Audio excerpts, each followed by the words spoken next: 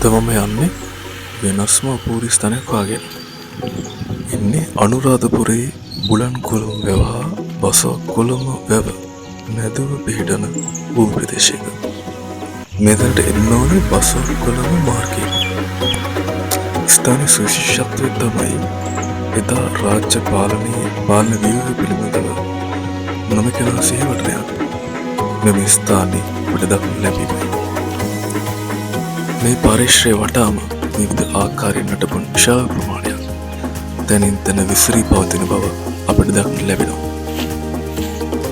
පරිශ්‍රයේ සැකසුම පිළිබඳ ගත් කල ප්‍රධාන වැව් දෙකකින් සහ ඊට සම්බන්ධ ඇල මාර්ගවලින් විශේෂ ආරක්ෂාවක් සහිතව ස්ථානය ගොඩනැගී තිබෙනවා.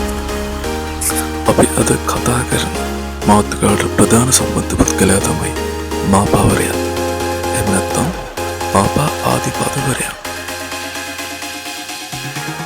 මාපාවරයා යනු එකල ප්‍රාදේශීය ප්‍රදේශයක් පාලනය කර පාලකයයි. අනුරාධපුරයේ යුගයේදී මාපාවරයාට සමීපව අනෙක් තනතුර දරුවේ ඈපාවරයායි. පසු කාලයේ මෙම තනතුරු නාමය රටේ රාළ දිසාව අධිකාර ලෙස මහනුවර යුගය දක්වාම වෙනස් වී ගිය ආකාරයක් ඉතිහාසය තුළ අපට දක්නට ලැබේ. මේක දැකද ඔයාලා? මෙතන තියෙනවා පොකුණක සලකුණු.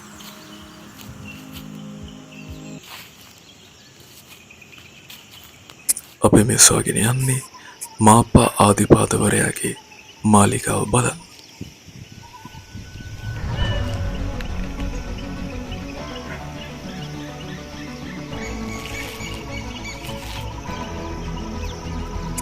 ඉතිහාස විද්‍යාඥයන් මේ හඳුනාගනු ලබන්නේ මාපාවරයාගේ පෞද්ගලික පරිහරණය සඳහා නිම වූ ගොඩනැගිල්ලක් නොව රාජ්‍ය පාලන කටයුතු සඳහා නිම වූ ගොඩනැගිල්ලක් ලෙසට. ප්‍රධාන ගොඩනැගිලි සංකීර්ණයේ අංගගත් කල මැත්තේ ගෙඩිගේ සම්ප්‍රදායෙන් නිම වූ ප්‍රධාන ගොඩනැගිල්ලක්. ඒ වටා සම්ත්‍රස්ත්‍රාකාරව විවෘත ආලින්දයක්.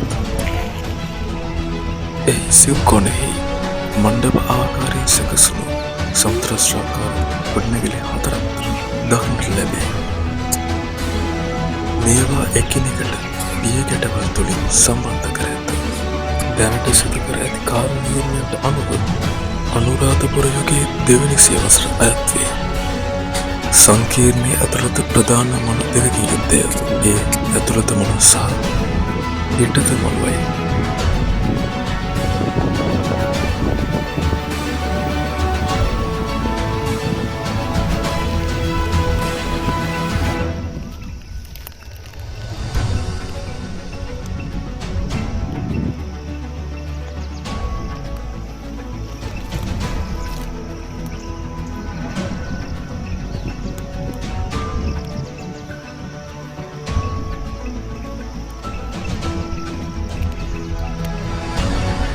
පිටත මළුවට ගල්වලින් දැමූ ශක්තිමත් තාප්පයක සාධක දක්නට ලැබේ.